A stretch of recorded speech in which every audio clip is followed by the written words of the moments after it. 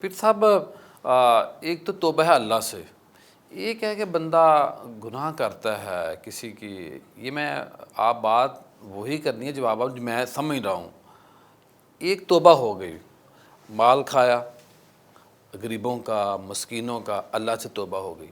ہمارے کچھ جو ہے نا معروف اسکالر، وہ وڈیرا شاہی میں یا ایک عمرہ کی یا صنعت کاروں کی دنیا میں یہ سپیچ کر دیتے ہیں کہ جی توبہ، رونے والا منہ بناؤ، اور وہ بنا بھی لیتے ہیں، کیونکہ لوگوں کا مال کھایا اور اللہ سے توبہ کر لی تو بہت آسان کام ہے۔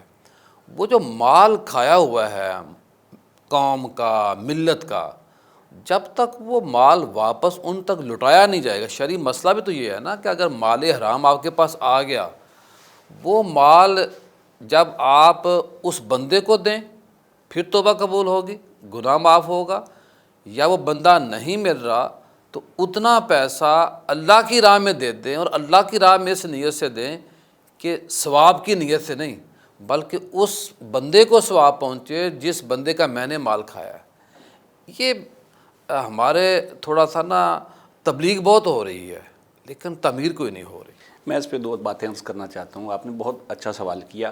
پہلی بات یہ ہے کہ کسی کا حق کھانا، اس کی حق تلفی کرنا، یہ حقوق العباد میں سے ہے، اور جب تک بندے کا حق اس کو واپس نہیں کیا جائے گا، اللہ رب العزت اس کو معاف نہیں کرتا۔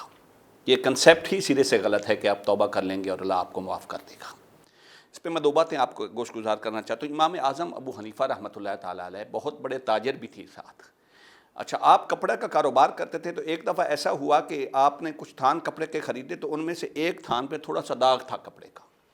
جو بندہ آپ کی ٹریڈنگ کرتا تھا، جس کو آپ نے بٹھایا ہوا تھا، اس کو کہا کہ جب خریدنے آئے گاہک تو اس سے کہنا ہے کہ کپڑے کے جس کپڑے پہ داغ ہے یہ اس کو بتا کے اس کو سیل کرنا ہے۔ اچھا، وہ بھول گیا، وہ بتانا بھول گیا کہ کپڑے پہ داغ ہے، کوئی لے کے چلا گیا۔ شام کو امام ابو حنیفہ جب واپس آیا تو اس سے آ کے پوچھا کہ ہاں بھائی کپڑا بک گیا؟ اس نے کہا جی بک گیا۔ فرمایا جو میں نے تجھے بتایا تھا اس کپڑے کے بارے میں، وہ عیب جو تھا، اس پہ جو داغ تھا وہ بتایا تھا، حالانکہ چھوٹا سا داغ تھا، بتایا تھا گاہک کو؟ اس نے کہا جی میں تو بتانا بھول گیا۔ فرمایا تو نے میرے مال میں حرام شامل کر دیا؟ فرمایا آج کے دن میں جتنی سیلری ہوئی ہے وہ ساری اٹھا کے صدقہ کر دو، ورنہ اللہ مجھ سے راضی نہیں ہوگا۔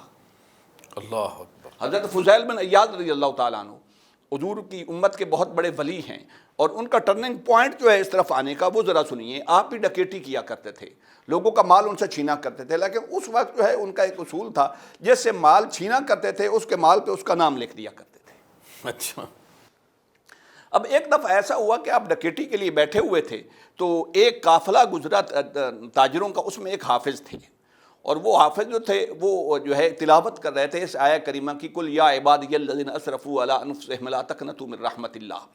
جب آپ کے کانوں پر اس حافظ کی اس آیت کریمہ کی اس کی تلاوت آپ کے کانوں پہ پہنچی تو سوچا کیا میرا رب بھی مجھے معاف کرے گا؟ بھاگے اس حافظ کے قریب گئے، جا کے کہا کہ میں توبہ تیرے ہاتھ پہ قبول کرنا چاہتا ہوں۔ توبہ کی، مگر توبہ کرنے کے بعد پتہ ہے کام کیا کیا؟ توبہ کی اور مال واپس آ کے دیکھا جتنا مال پڑا ہوا تھا گھر میں، اس میں ایک یہودی کا مال بھی تھا۔ ہم تو اپنے مسلمانوں کو نہیں چھوڑتے، ایک یہودی کا مال تھا، اس پہ اس کا نام لکھا ہوا تھا۔ وہ آپ مال اٹھایا اور اس کے گھر چلے گئے، جا کے کہا میں نے تو اس سے یہ مال چھینا تھا، میں تجھے واپس کرنے آیا ہوں اور تو اس سے معافی مانگنے آیا ہوں۔ اس نے کہا ایسے نہیں معاف کروں گا، مال تو نے جو ہے واپس کر دیا، مگر میں نے سنا ہے کہ امت محمدیہ کا جو شخص جو ہے سچے دل سے اس کی بارگاہ میں توبہ کرے، اللہ رب العزت اس کی توبہ ایسے قبول کرتا ہے کہ اس کے ہاتھوں میں مٹی بھی آ جائے تو سونا بن جاتی ہے۔ اللہ اللہ۔ آپ نے جو ہے اپنے ہاتھوں میں کچھ، وہ آپ کے پاس ٹھیکریاں تھیں، وہ انہوں نے آپ نے اپنے ہاتھ میں رکھی، اور اس کی مالک اگر تجھے میری توبہ قبول ہے تو اس یہودی نے مجھ سے سوال کیا ہے میری لاج رکھ لے، تو آپ کے ہاتھوں میں جو ٹھیکریاں تھیں وہ جو ہے وہ سونا ہو گئی۔ سبحان اللہ۔ اللہ رب العزت تو اس بات سے اتنا راضی ہوتا ہے۔ انس بن مالک رضی اللہ تعالیٰ عنہ سے روایت ہے، آپ فرماتے ہیں کہ آقا علیہ الصلوۃ والسلام نے فرمایا بندہ جب اللہ سے توبہ کرتا ہے تو اللہ اتنا راضی ہوتا ہے، مثال بیان فرمائی حدیث میں کہ جیسے کوئی جو ہے مسافر جنگل میں جاتا ہے، سواری پہ سوار ہوتا ہے اور وہ کسی درخت کے نیچے جا کے آرام کرتا ہے، اب جو جیسے وہ سوتا ہے سواری اس کی گم ہو جاتی ہے اور اس کے کھانے پینے کا سامان بھی اس کے اوپر ہوتا ہے۔ اچھا، جب وہ بیدار ہوتا ہے تو سواری نہیں ہوتی، اب وہ پریشان ہوتا ہے، نہ جو ہے کھانے پینے کا سامان ہے نہ سواری ہے، تو اچانک کچھ سواری نظر آ جاتی ہے، اور وہ سواری کو دیکھ کر اتنا خوش ہوتا ہے کہ اس کی زبان سے یہ الفاظ نکلتے ہیں، اللہم انت عبدی وانا ربک، اے اللہ جو ہے تو میرا بندہ ہے اور میں تیرا رب ہوں۔ تو اللہ رب العزت نے فرمایا کہ وہ اس خوشی میں اسے یہ سمجھ نہیں رہتی کہ وہ لفظ الٹ بول دیتا ہے انت عبدی وانا ربک. اس خوشی میں فرمایا میں اتنا خوش ہوتا ہوں جب بندہ مجھ سے توبہ کرتا ہے. اللہ اللہ.